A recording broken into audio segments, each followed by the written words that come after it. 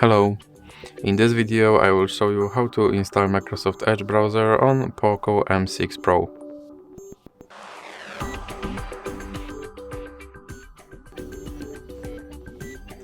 So you have to start with opening your Google Play Store and now click on search bar and type in Edge and click search. And now click install. Now you can click open.